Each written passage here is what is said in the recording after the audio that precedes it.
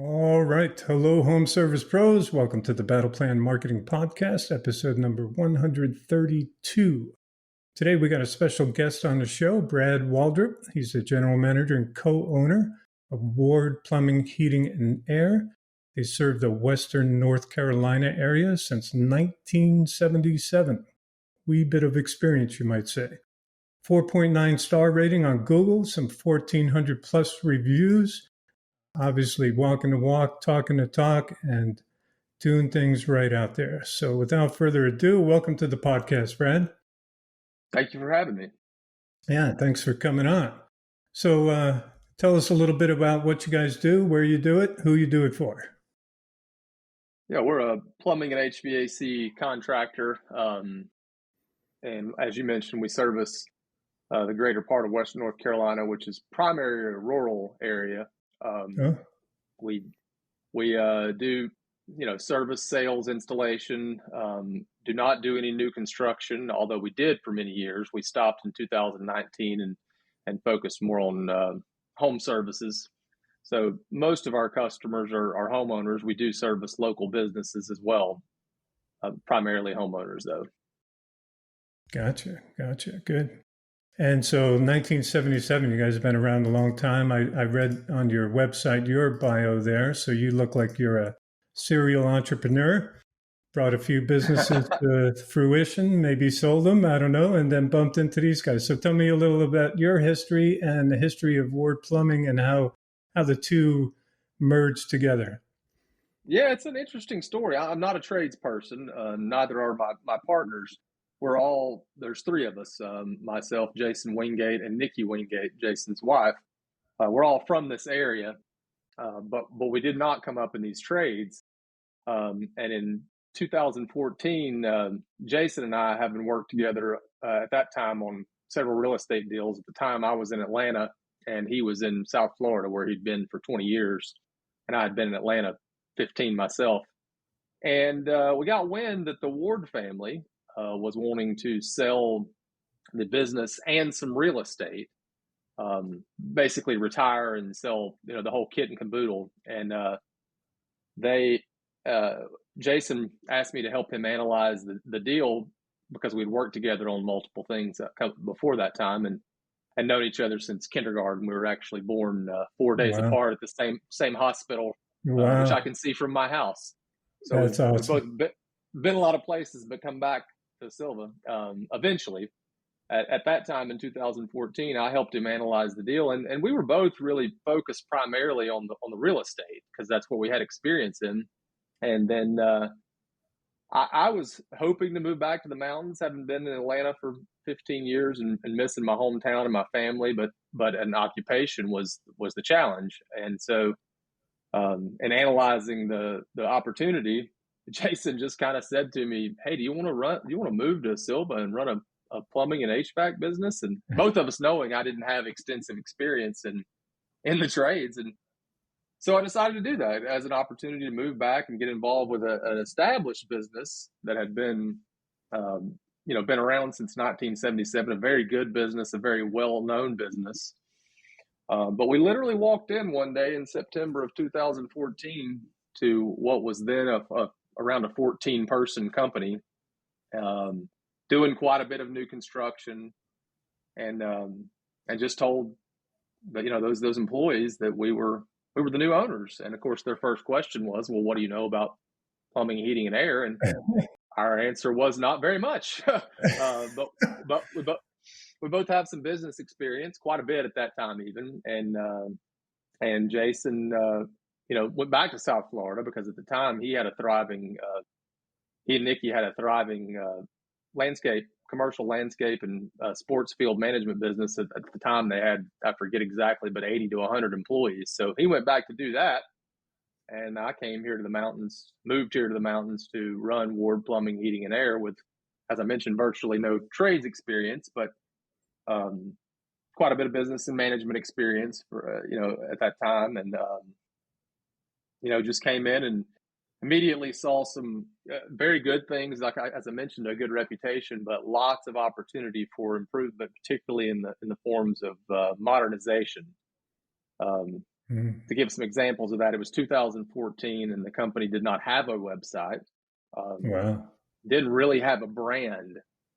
There was no logo being used. The trucks just had black and white phone numbers on them with the train logo. Looked as much like a train truck as a Ward truck. Wow. Um, Wow. and no one email address for the whole business.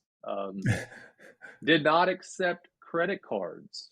And it Wow. was 2014. So if you did business Wow. with us, you would get a bill, billed once at the end of the month. So if you did business with us on the first of the month, you would get a bill somewhere around the end of the month, Holy in the moly. mail, in the U.S. mail in 2014.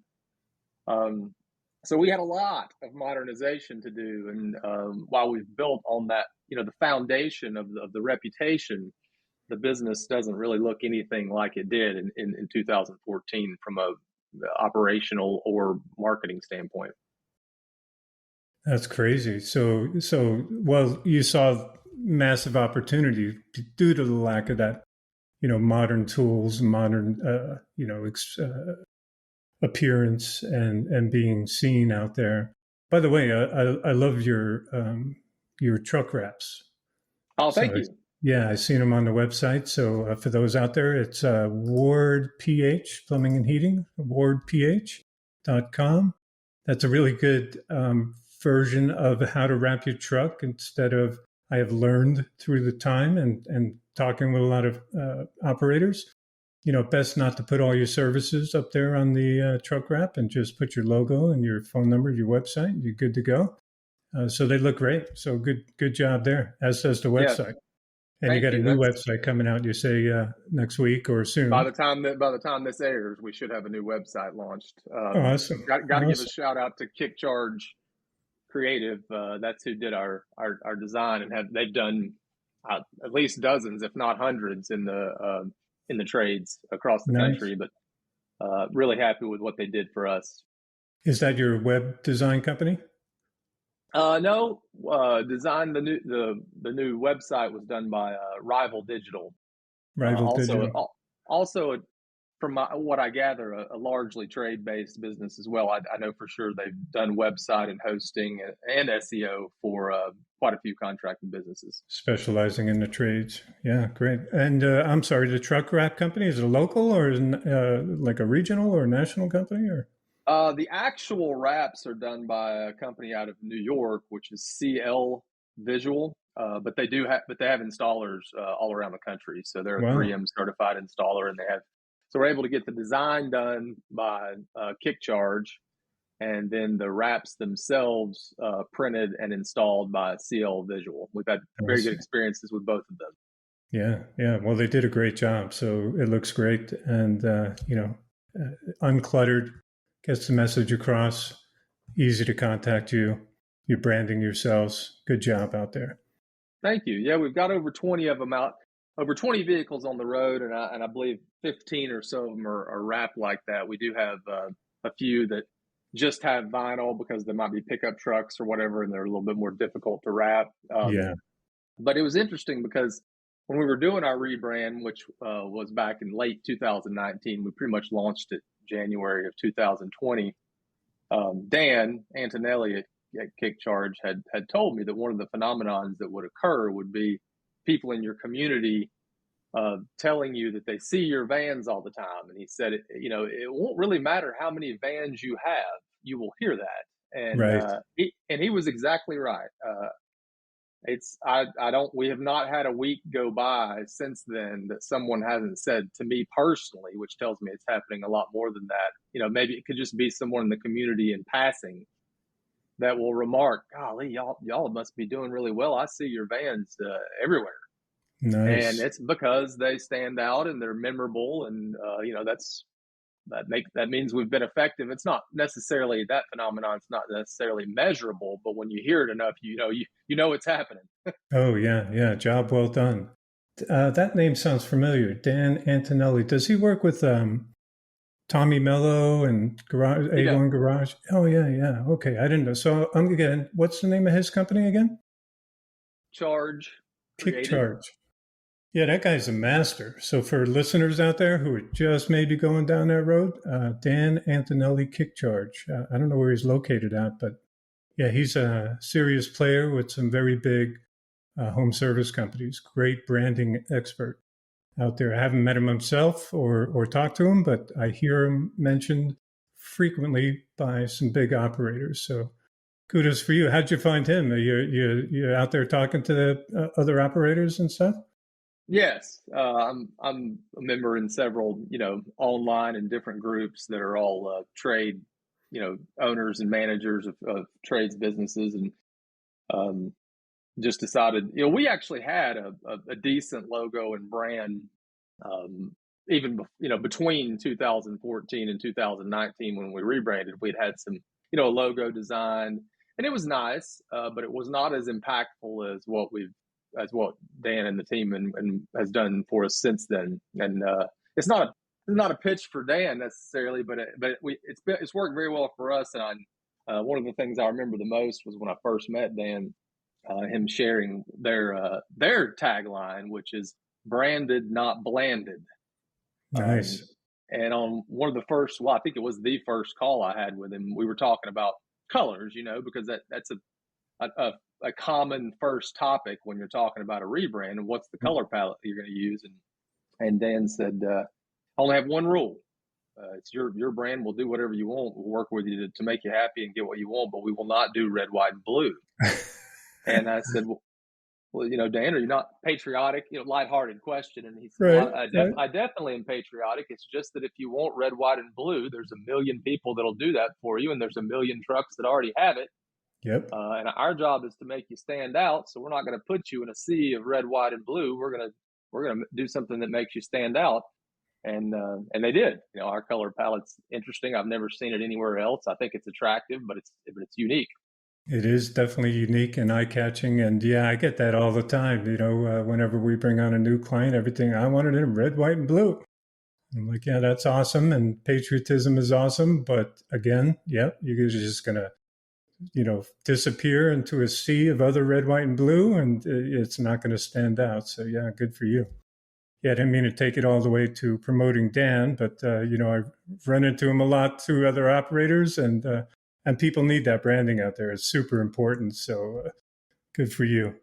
So how about let's talk, man? So you had to do all kinds of things, right? So how about software systems? If they were billing by mail once a month, you had to get cash flow going and systems in place. So are you using Service Titan or some other kind of CRM, and how long did it take to put that in place?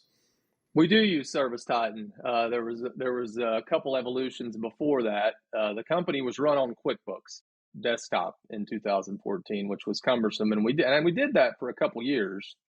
And then we tried I honestly I can't remember the name of it, but it was a QuickBooks recommended um, software kind of for contractors.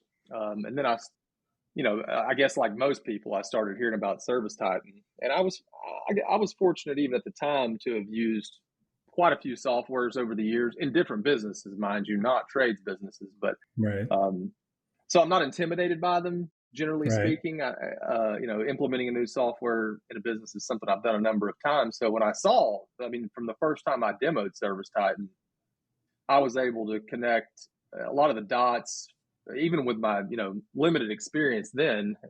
I was able to connect a lot of the dots between what they were doing and what we were trying to do, which of course is what a software is supposed to do for you. And so we jumped into Service Titan in 2000, early 2018. Uh, at the time, we probably had 20 low to mid 20 employees, and now we have 50. Wow. But no looking back on that. I mean, we're full in on Service Titan, and it's like a lot of softwares. It's there's things that sometimes aren't as fun as other things, but Right. um, I always remind myself, you couldn't replace what that software does with a half dozen employees at our Right. size, Right. maybe more. Right. So it's a huge part of our business. We use it all day, every day. You know, not to take it to the negative, but I'm willing to tell anybody that we interview with, if you're not going to use technology and service titan, you could be the best tech on the planet, but it's not going to work here, because that's how we do it. Because you do run into that a little bit, that hesitation to learn new technology. In fact, technology, we have 6 core values. You may have noticed those on our website that we use as kind of like our foundation for who we are and how we do things and what we believe in. And one of them is technology. Right. Technology is a core value of us. So we believe that technology can make us better. It's not to say that we lunge at every opportunity to implement new technology, because that can be daunting and can get overdone a little bit, if you will. But we definitely believe in technology and its ability to make us better at what we do in multiple ways, but primarily from using Service Titan to run our business. Yeah, 100%. Makes you more efficient, and be able to crunch your numbers better and see where the holes are. So are you using their Marketing Pro and their schedule engine and parts as well? Do you know? Are you familiar? We do use Marketing Pro, and we do have the schedule engine.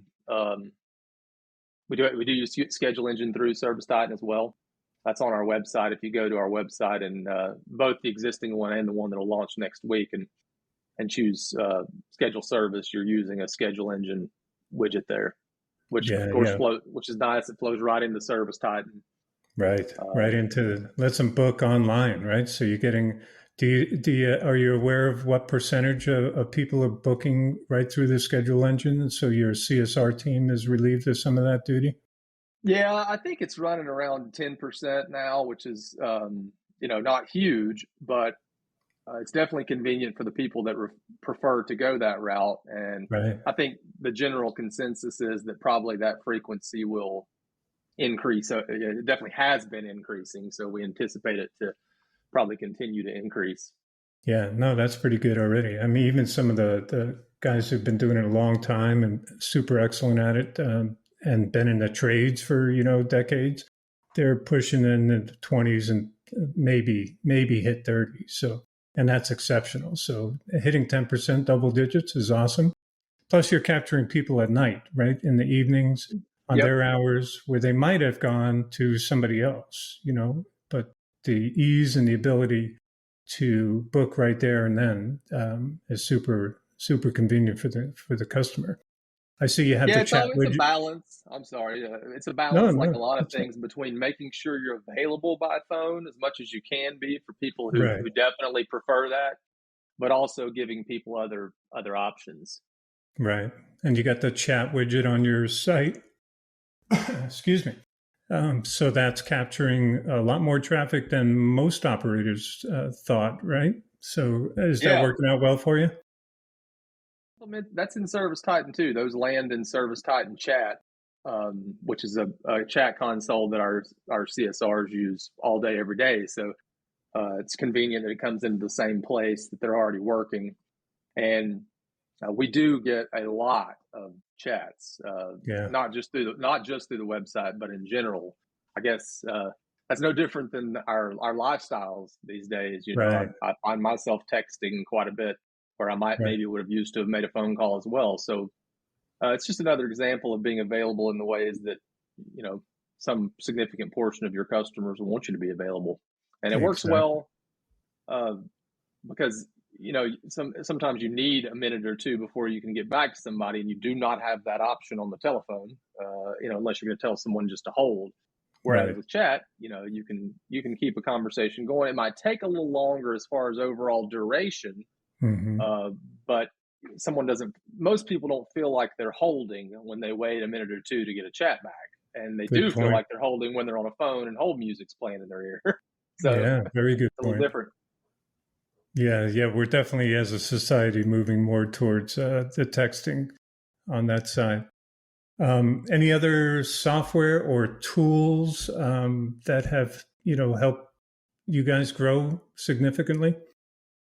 Another one that I would mention would be, we use Sales Builder Pro for our HVAC install proposals. It's a good software. We like it a lot. Pretty feature rich. One thing that we definitely like about it, and pretty clearly boosted sales kind of on its own was Sales Builder Pro has Mitsubishi's Diamond System Builder integrated into it. If you're not familiar with that software, we do quite a bit of ductless, including multi-zone ductless, and that's the primary thing that Mitsubishi or that Sales Builder Pro helped us. Mitsubishi Diamond System Builder is what was an online tool to help you properly configure a Mitsubishi system. In other words, to make sure that your indoor capacity and your outdoor capacity, factoring in line set lengths, are compatible. So when you're putting multiple heads on a system, you've got to make sure you don't overload that system. That's the primary concern.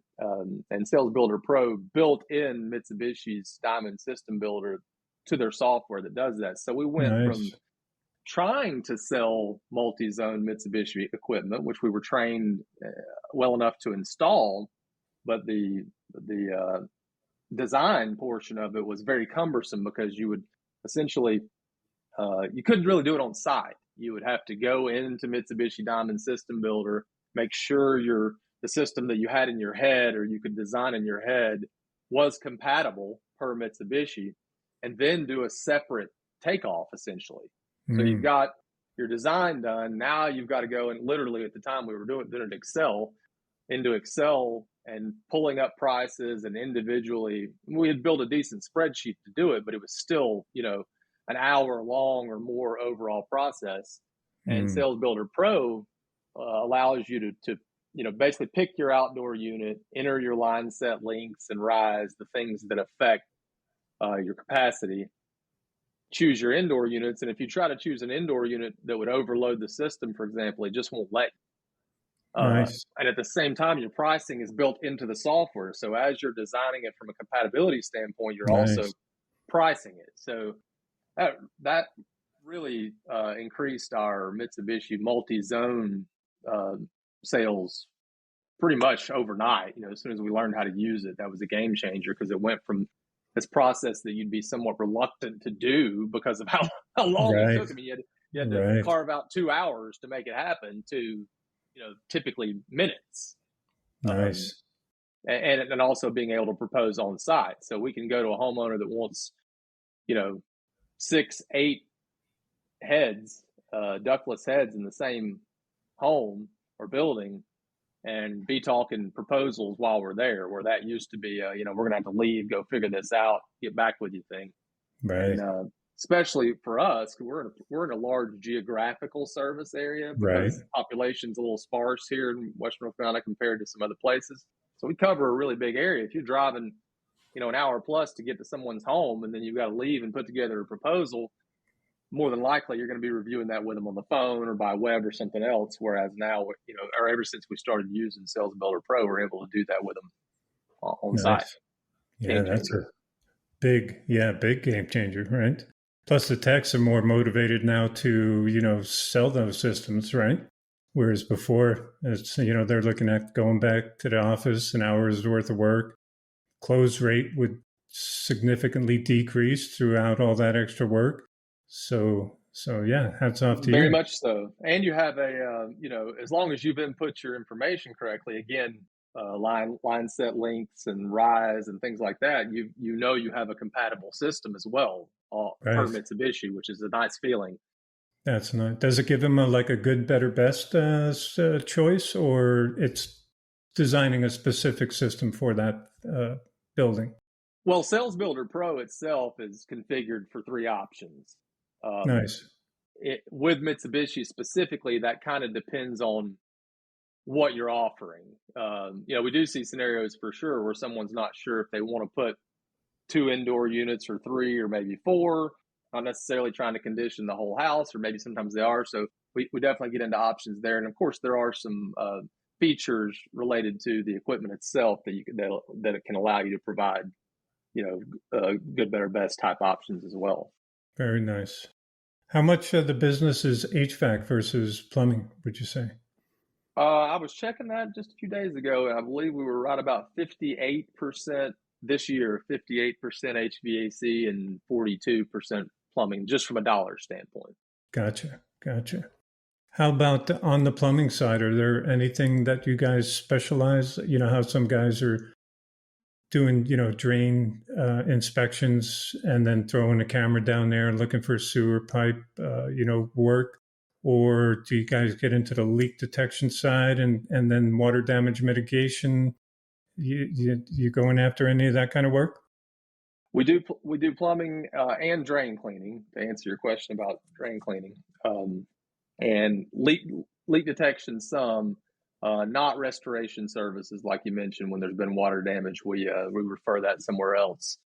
But we do plumbing and drain cleaning, quite a bit of tankless water heaters, Nice. um, water quality. We've really upped our water quality game. Probably just in the last year, we've started focusing on that quite a bit more and learning that, like most things, more customers are interested in that than you might think out of the gates, but they haven't been educated, and that's a Right. big part of our job. And what we do is, we'll go to a home and we typically perform water quality, at least basic water quality tests, just as part of a plumbing call.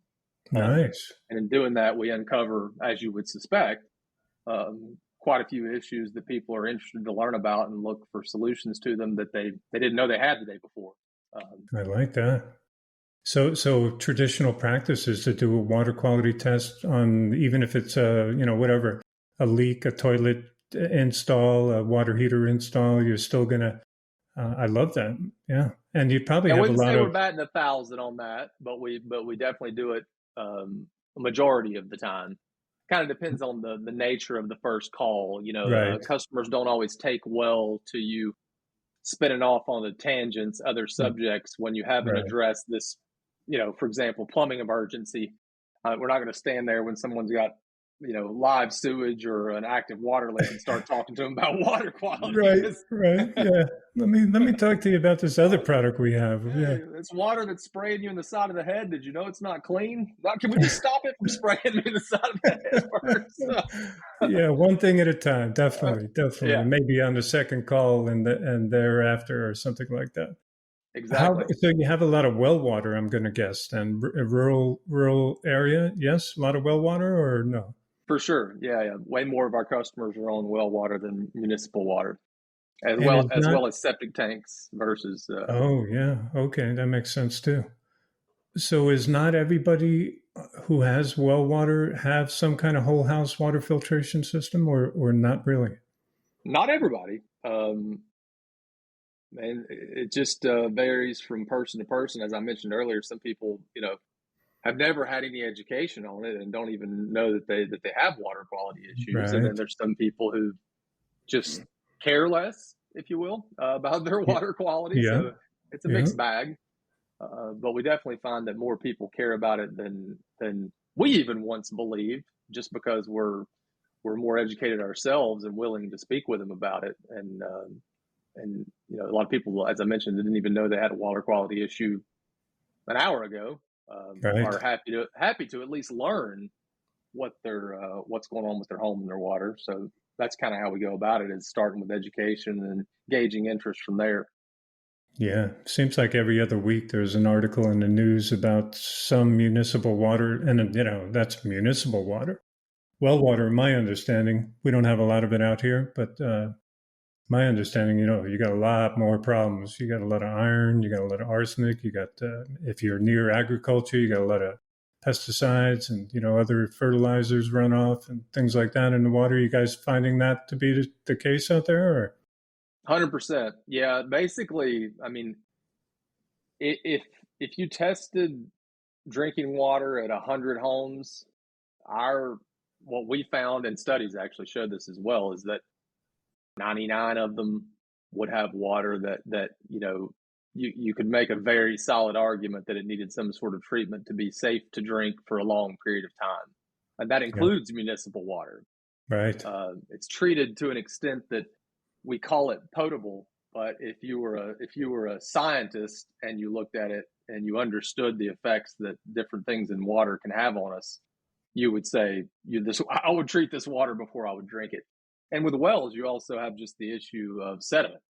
A lot of people don't even know they have sediment in their water, but If you have a well and you're not treating it, you almost certainly do, and that sediment is very damaging to the components of your water system over time. Right. So Your there's appliances.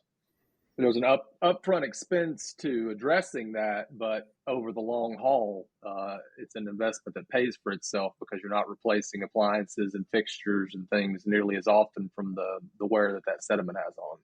Yeah, I like that. I see now where water quality tests should be actually done every time you do a water heater replacement or even a repair.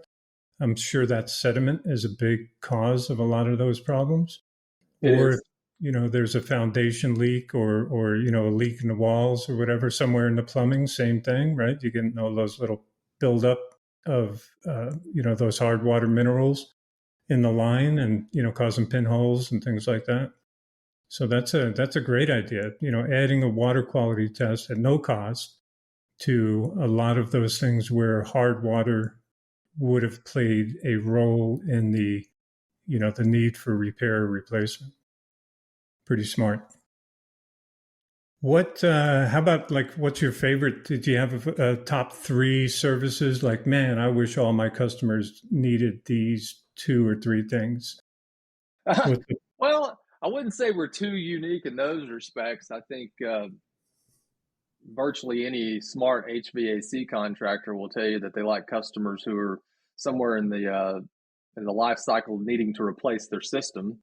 I wouldn't be saying anything too revolutionary there. right, Uh, those are and we do a lot of system replacements. That's a an internal marketing thing. I would call it, as much as anything else that we've really improved on over the last 5 years, is never recommending replacement to a customer that doesn't need it. That's unethical. right, But being consistent with our own recommendations and believe, we use an objective mathematical criteria to help customers determine if they should replace their HVAC system. It's not one that we made up, but that we learned several years ago, which is cost of the necessary repairs. So you've got a technician on site. He's identified that primarily an older system needs some repairs.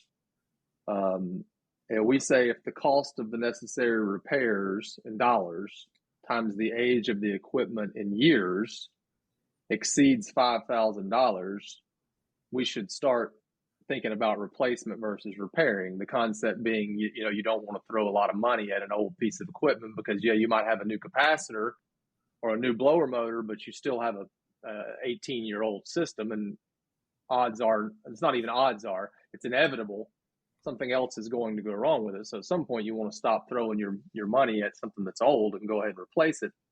And we, over the years, have gotten pretty good at training and getting buy-in from our technicians on that concept.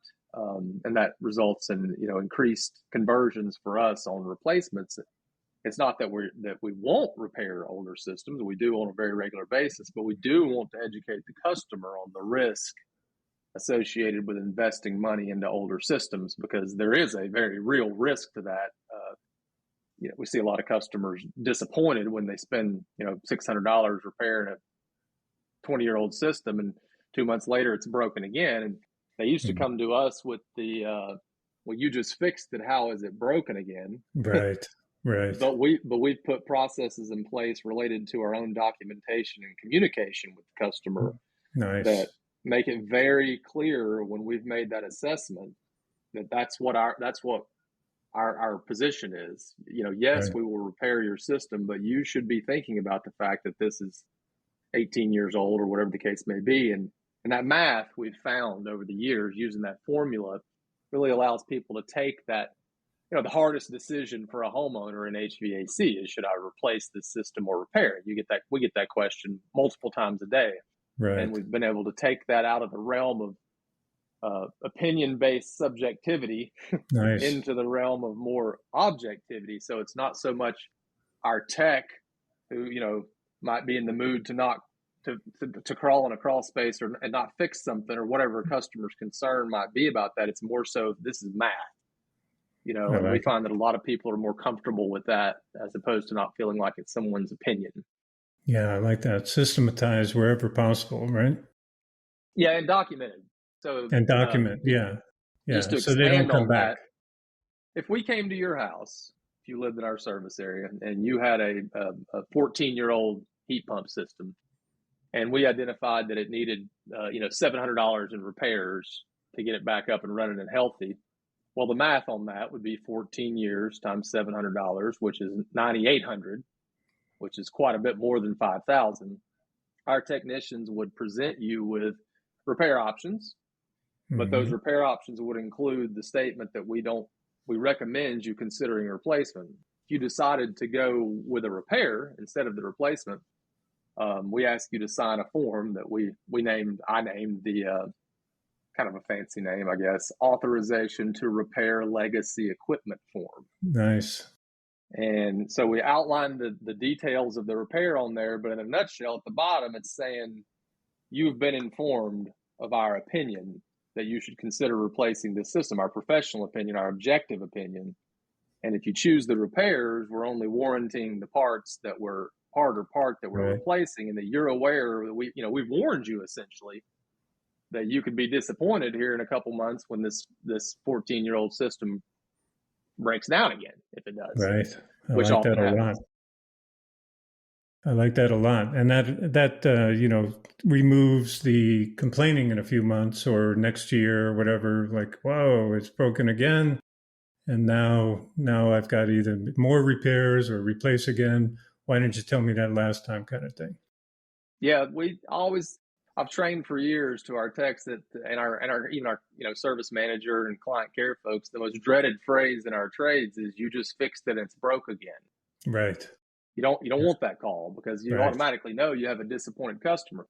Well, it's difficult for someone to say that to you when they recall signing a form where you made it clear that you didn't recommend the repair in the first place. Right. I It like it. becomes way more difficult to kind of come at us with that, what can sometimes feel like resentment. You know, Right. uh, it's harder to do that when you had to put the pen to the paper and say I was warned against this. Yeah. Yeah. It's in their head, and so they're less apt to go down that road with you. Let's Yeah, talk about. and Go ahead. Sorry. more importantly, it's honest. Right. And we train our Exactly. techs on that a lot. Nobody wants. There is a feeling, of course, associated with our dispatch and diagnostic fee is $99, and you show up unless you're a member, in which case we waive that dispatch and diagnostic fee.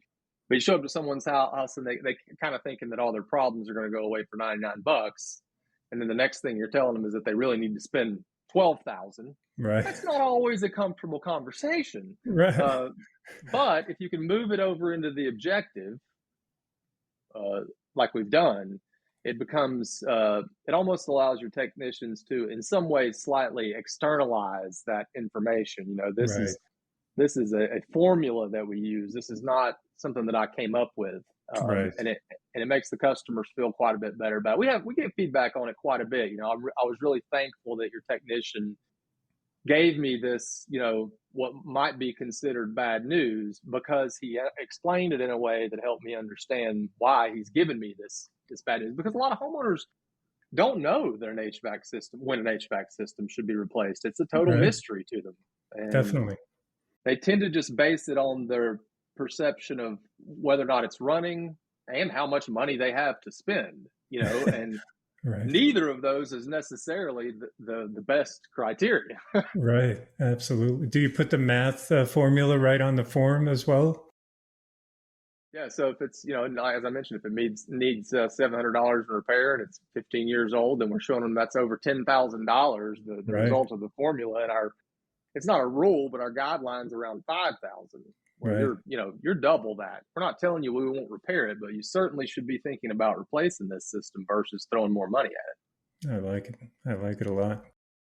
So let's talk training, because obviously you guys are excelling at it. You don't get 4.9 star rating from 1,500 plus reviews by just letting everybody willy nilly do their own thing. So what kind of training programs do you have in for CSR, or do you send them to external training? Uh, you know, what's the word I'm looking for? We do Companies. some of that. We do some of that. We have two online training universities for our employees. We're a member of Praxis S10 and have been since around 2018 as well.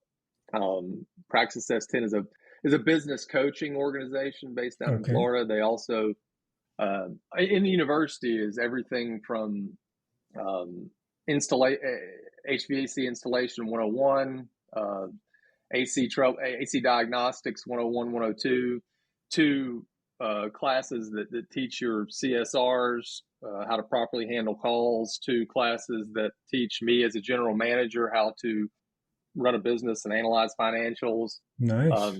There's a lot of classes, online classes in Praxis S10, and they're also available to us for live training, which we use quite a bit as well. So when we identify an area where we could feel like we could really up our game beyond just online training, we'll schedule live web-based training with people there. We also have Interplay Learning, which is currently an almost entirely technical online training program for both HVAC and plumbing and electrical. They offer electrical as well. We like our techs like that one a lot because it's interactive to the point of VR, virtual reality. You can train on Interplay with a VR headset on, and Really? so you're a plumber. You're walking into a room. You see what's going on. It gives you options for what you would do next, and coaches you Wow. on tools you would use and how you would use them. As close as you could get to simulating a real world, or as close as we can currently get to simulating a real world, troubleshooting and repair environment. That's awesome. What's the name of that training program again, Brad? Interplay Learning. Interplay Learning. I like it. That's awesome. Yeah, So the we more train as training. we train a lot on technical stuff, but we train probably more than most contractors. I would feel safe saying, on soft skills and communication and professionalism, which are arguably harder things to teach. Definitely. Culture is the most difficult to teach. And I remember back, 2014, late 2014 through probably around that 18 or so frame, just feeling really desperate for technicians, as so many people were, and many still are. And talking to different people in the industry and going to some different industry events and kind of hearing over and over from people that, if you want a team that shares your cultural views and buys into your culture, you're going, in the long term, you're going to have more success hiring and recruiting based on those principles versus looking for, that one in a million master tech who also has those Right. skills. Right. In other words, maybe it's a slower burn, but you get a better team out of investing in people who are closer to your cultural values of professionalism and communication, and then training them, assuming they're interested and willing to learn how to be a technician, than you are trying to train an already skilled technician in some cases to fit your cultural values. Yeah. And that was 100%. a pill to swallow, because Yeah. when you're doing it that you're signing up for a more arduous method. But Yep. I can safely say, after 5 or so years of looking at it that way and going about it that way, that we do have better outcomes.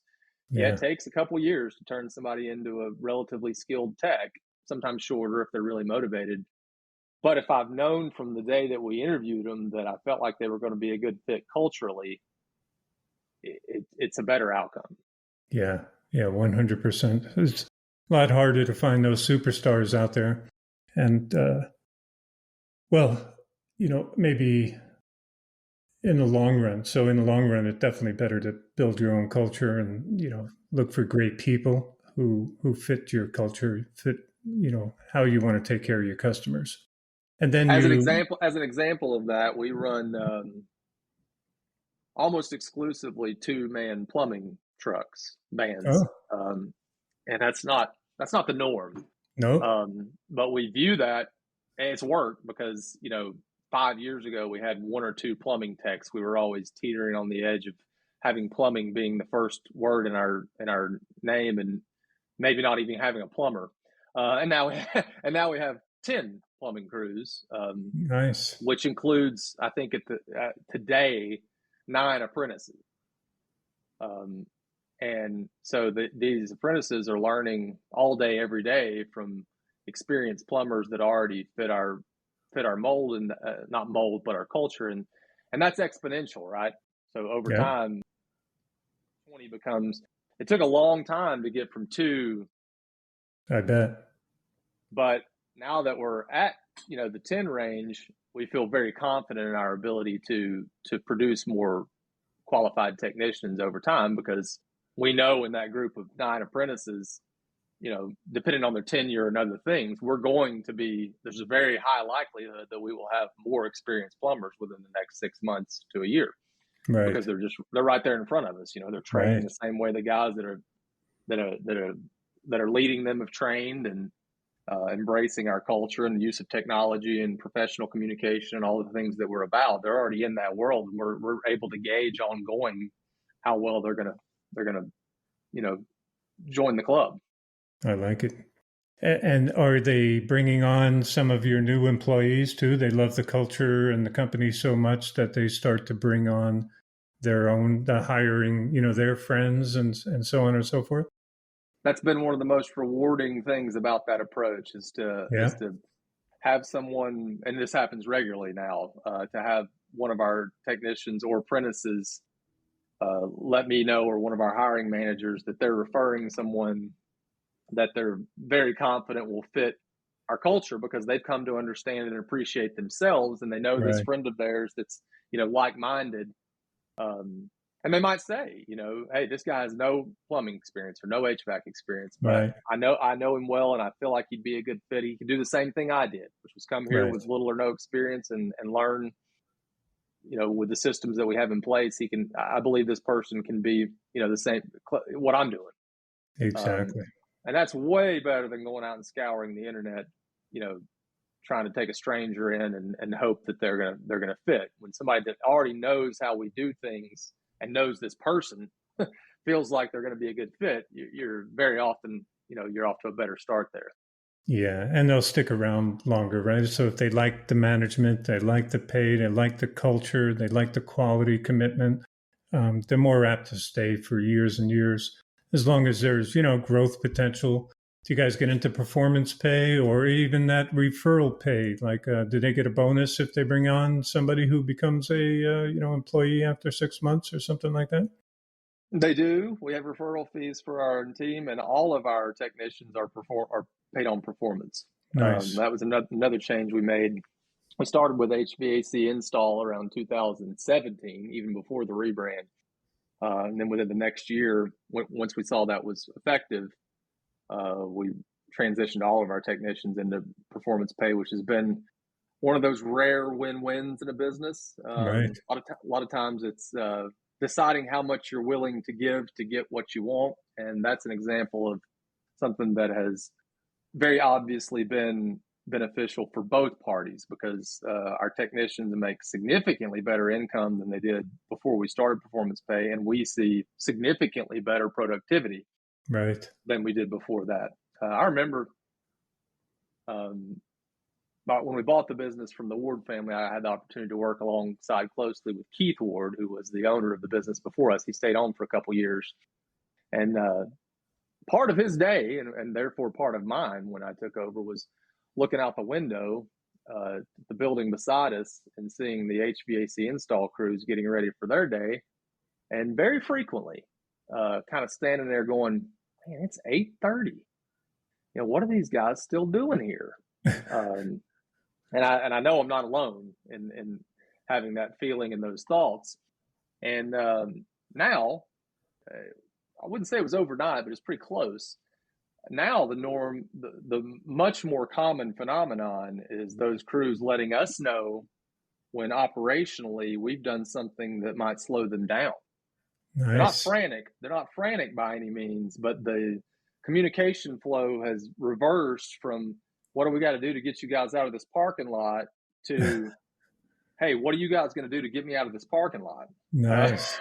Nice. That's So awesome. major transformation. Yeah. That's awesome. Yeah, they want to be out in the field. Money is out in the field to be made. How do I get out there quicker? Yeah, and like in HVAC install, the example I was already referring to there, if they're done with the job at 2 o'clock and the customer's happy and ready to go give that 5-star review, and I still have this conversation with them sometimes, although it's mainly in fun now because they already know how we work. But it's why would does the business or the customer want you standing around in that yard until 4 o'clock? Right. What's the purpose? Right. Just so you can get those extra 2 hours of pay? No. If you can get everything done to our standards, which are very high, and the customer's happy, and we've got all the paperwork that we need, and everything's buttoned up, I will very commonly say to them, I don't care if you keep a fishing rod in your van. Nice. That Nice. if it's time to be done at 2 o'clock and go do what you want to do, then we got That's done what great. we need to do. Then that's how we should look at it. So that is, I would say confidently, that is our culture. It's that's not one of great. rushing by any means, but of being productive and getting it done to the customer satisfaction and the company standards is way more important than how long it takes you to do it. And that's a phrase I use is we compensate people for what they do, not how long it takes them to do it. Yeah, that's good management. Way to go. Nice work, Brad. Thank you. Okay, I picked this up from somebody else, and I forget who. I wish I could give them the credit, but I like this little scenario here. So if you had a magic lamp, and the genie, you rub it, and the genie comes out and gives you only one wish, but you can't use it for personal, you can't use it for money, you can't use it for health, only for your business. What would that wish be? I think it's a good question. I don't know that I've ever thought about it in that exact context, but I think we touched on it earlier. If I just had one wish, it would be for all of our team to be willing, to tell their friends, their family, people that they may know that this is a place that they want to be, they enjoy working at, they feel rewarded, they understand and admire the culture. I think if you have that going in your own team, a whole lot of other things that can plague you and frustrate you as a business owner or manager go away. I talk about our plumbing group a lot, mainly because there is 20 or so of them. I can say that some days I even envy the camaraderie among that group and how Right. tight knit they are and how much they support each other. I sometimes say if you were to be somewhat of a bad apple in that group, management would really never hear about it. And it's not that you'd be hazed or harassed because we don't allow that, but you wouldn't fit. Right. And that alone creates a scenario for leadership and managers that's, you can't buy that. You Right. can't buy the fact that your team very much self-regulates and the culture's there to a point where they don't have to be, certainly not micromanaged, but also just less management in general because they understand what we're doing and how we do it and what we believe in. So I really feel like if you have that, that would be what I would ask the genie for, because if you have that, it takes care of so many other things. Yeah, that's awesome. Great insight there. You solve a lot of problems by creating great culture. It takes a long time, a lot of work, but I even like that. It's like like a locker room of a great championship team. They won't accept mediocrity from some of the other players. So they don't even go to the coach, like you're saying. They correct it internally amongst themselves Yeah, in a and you lot of just cases. know when you just know if you don't belong. Right. Exactly. I couldn't have been on the Bulls of the '90s. It would have been obvious if I went to one practice. I don't belong here, even though I was a Right. halfway decent basketball player. But when people are working at a level that you're not currently capable of, and we don't discourage people from that perspective, but you've got to have your head on right and be willing to train and learn and improve. Um, we say, we banned the word helper in our business several years ago. Nice. And it's very, very normal for us in interviews with somebody that's interested in learning a trade. We've talked a couple of times about somebody that may not have any experience, but has the right mindset. We tell them in interviews, we don't hire helpers here. We refer to apprentice positions as pipelines. And Nice. if you're stagnant, improving and training in one of those, you're blocking it. Right. And we're fortunate to be in a position where not pretty much year round, we have people who are wanting to get in those pipelines because Right. they're seeing the opportunity. And again, they're hearing from their friends that may already work there, whatever the case may be. So it's not fair for you to stop one of those up. So if you're not improving, you're eliminating an opportunity for someone who's willing to. And we have those conversations right from the get-go. You're not expected to be in this position of apprentice a couple of years from now. Right. You're expected to move out of that position. Nice. That allows people to know what our expectations are right from the get-go, and also, get their mind ready for the idea that they've got to be improving all along the way. I like it. I like it. Let's take that genie scenario now and just apply it to marketing, right? So what marketing's working for you, what's not, and where would you take that one wish? Like, if I can make this work better, that's what I would like to do. Well, by virtue of being a business that's been around as long as we have, although, I mentioned we were quite a bit smaller and we're still not huge by any means, we have a very well-known brand in the community. So a lot of our even digital marketing, when we look at where we get our searches from, we're fortunate to have a lot of people searching for us. Nice. Your when brand. they go to Google, they look for Ward Plumbing or Ward Plumbing Heating and Air or some amalgamation of that. Right. Sweet. But as far as lead sources, if you will, we do get a lot of leads from Google Local Services, Google Guaranteed, and that's a byproduct of the review count and score that you mentioned earlier. There's actually several factors that Google considers, but that's a big one. Yeah. And so we get a lot of leads from that, and I like that lead source. I think as they go, it's pretty fair, meaning the methodology that they use it has to be a legitimate lead or you can dispute it. And I think that's relatively fair. They're not the cheapest leads, but they're also not the most expensive. And I think as long as, as a contractor, you can agree with Google, which we do, that if it's a person that's in our service area requesting a service that we offer, that's a lead. Whether you booked it or not, I think that's fair. Right. And so we get quite a few leads from that, but it's a fair, reasonable lead source. Not to say that some of the twists and turns of their, seemingly constant modifications of the algorithms can't be frustrating at times, because they are. But overall, it's a fair lead source, and we get a lot of leads from that. We are working on some more paid digital stuff as far as SEO goes and things like that. But those are the main ones. Is word of mouth, which is a immeasurable, but not invaluable lead source. Most hugely valuable. Yeah.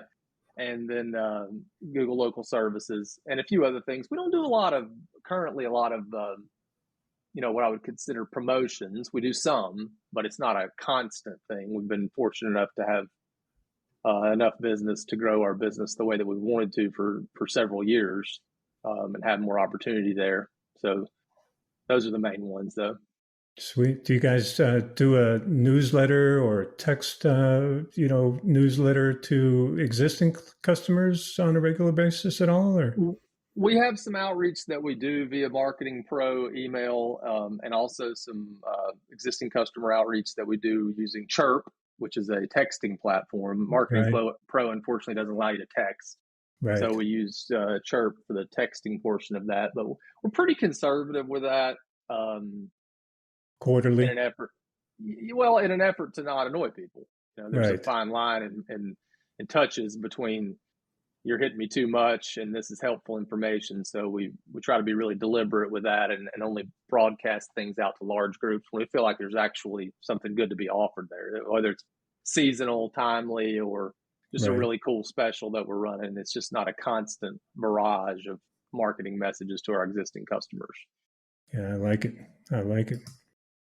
Okay, we'll get close to wrapping it up here. What would you say is a big business challenge you guys had, or a failure that turned into, a positive end result for you guys? Anything come to Um, mind there? yeah, we could stay on like online reputation there because it's funny. You could ask my wife in 2015, six, really on into 17. When I got an alert on my phone that we got a Google review, I automatically became anxious Right. because Was it good or at the bad? time, bad because at the time we weren't encouraging reviews. I, like many contractors, had kind of adopted the philosophy that you're only going to get reviews from people that are pissed off.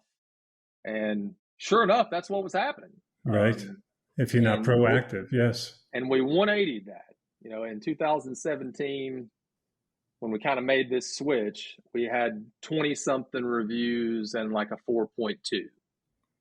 So you can see that I was pretty accustomed. There weren't many of them, but when I got that alert, it was kind of reached for my pocket with a, oh boy, I'm going to be, you know, I'm going to be backpedaling here with somebody soon. And we Right. just totally flipped the switch on that and said, we're going to go after these. And there's been other cultural byproducts that we've kind of already touched on that are bigger than the reviews themselves. Right. One of which is, I still to this day, even though there's 50 of us, 2 or 3 times a week, I go on to into Marketing Pro where all our reviews, because we have reputation management, Marketing Pro, so you actually can manage your online reviews in there. Right. I go in and I screenshot the 5-star reviews over the last 2 to 3 days, 1 to 2, 3 days, however long it's been since I've done them, and I make a little presentation of those reviews and I send them out to the whole company. And Nice. the technicians get a shout out that were recognized in those reviews. They get a shout out. So beyond the review count and score themselves, you have a whole team that's aware that the company, and in some ways the world, because it's online, is Right. watching this and that it matters to us and that we intend to get 5-star reviews versus lower reviews and that you will be acknowledged and everyone knows when you get them. So I kind of refer to online reviews as a management tool in that Definitely. respect, because if your Yep. technicians know that management, I'm the general manager, are watching those, it stands to reason that that would affect their behavior in the home in a positive Right. way, right? Right. I'm not going to sneak by here with a 1-star review. I've got a general manager that sends us shout outs 3 times a week. Right. So I want to see my name on that list for the 5-star review, not be talking to my service manager because I got a 1-star review. And that is kind of a management tool that most people wouldn't call it that, I don't think. Yeah. Good perspective. Yeah. You can even put performance pay on that as well. We You know. do. Yeah, Yeah. we spiff for them. Nice. Sweet. Okay. If somebody was just starting a home service company, what advice would you give them, Brad? Well, I think we've covered some of it here. You've mentioned culture a couple times, and I have too. And it gets used a lot as a somewhat nebulous term, Right. but it does start with you. You are the proprietor, or you're the owner, or you're the manager of a business. You do define that culture, and you get to decide how the people in your organization will carry themselves and conduct themselves. And it does become exponential. Most people are looking to grow their business, uh, but there's ways that you grow a business beyond just making it larger. Um, and if you can set your mind to establishing that culture of, I believe that professionalism and communication are as much of the equation as technical skills. I have two fun examples of that. One is totally third party. I was at the HVACR conference several years ago in Atlanta, and there was a guy presenting. I wish I could remember his name because I quote the guy constantly, or I use this story constantly. He deserves credit for it, but it's been so long ago and I didn't jot it down. But I really loved what he did. He had 100 of us in a room. So when you go to the HVACR conference, there's of course these huge floors full of products and stuff, but there's also these breakout rooms where you can go Right. learn about different concepts. And this one was on, the culture and the reputation of your business. And the example that he gave is the one that I use constantly.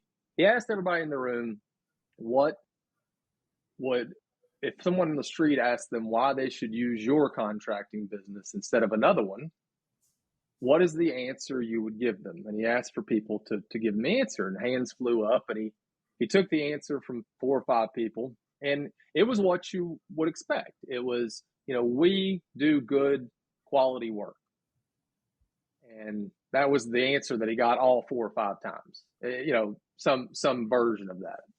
And he goes, okay, well, how many of you have an airline that you prefer over all the other airlines?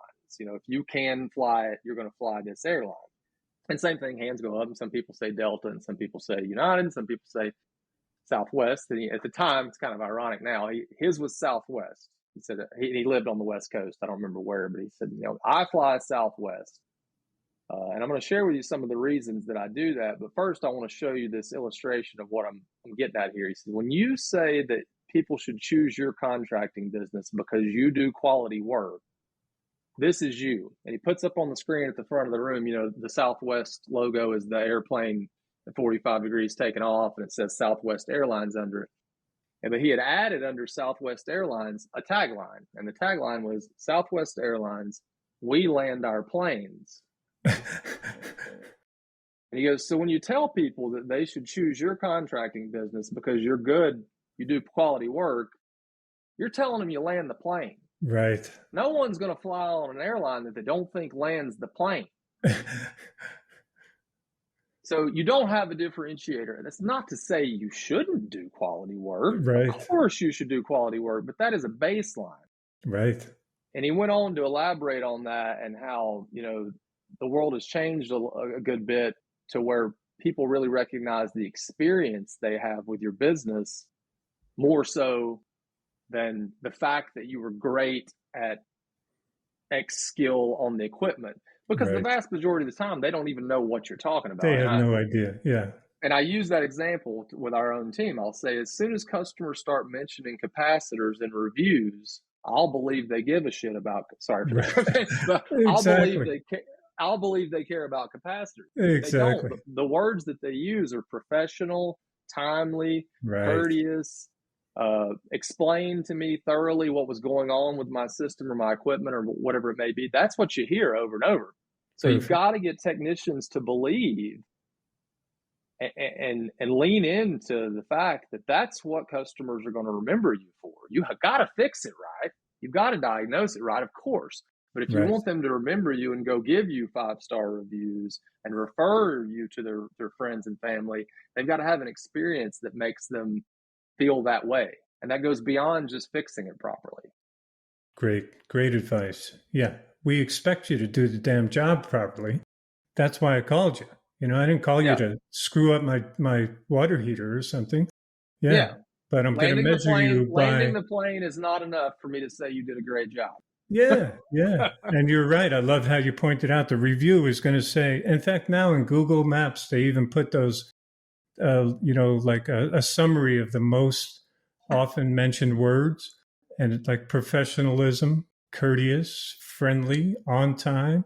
So that's all coming back to culture, like you were talking and been emphasizing throughout this conversation, actually, Brad. You build that culture, and that's what separates you. It'll make your life easier in the long run, and it's what separates you from your competitors in your local area. All of our technicians know that we're about professionalism because in my shout out emails, I refer to that as the P word. I'll say, check out this attachment. You'll see that the P word made several appearances. And they know when they open that shout out PDF, they're going to be reading reviews that mention professionalism or professional because that's the P word. I love it. It's an ongoing joke, but also a reminder that that's what we're about. Yeah. Love it. All right. Good stuff, man. I really appreciate it. Good feedback, good content. Way to go. And now I can see why you guys are kicking ass out there. So congrats. Hey, thanks, man. I appreciate you saying that. Yeah, thank you. Where can our readers and listeners, maybe some people looking for jobs out there, where can they reach you, Brad? Oh, on our website's the best way to get your name in the mix, wardph.com. There's a jobs tab right on there on the existing site and the one that we'll launch next week. Those applications go directly to our hiring managers, as well as me. I see them all, and we go from there based on our needs and also your experience or what it is that you're looking to do. Sweet.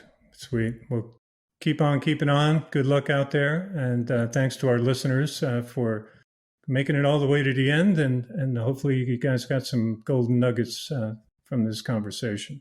Appreciate you. Yeah, I thank you for taking the time for talking with me and appreciate anybody that's listening. Thank you, Brad.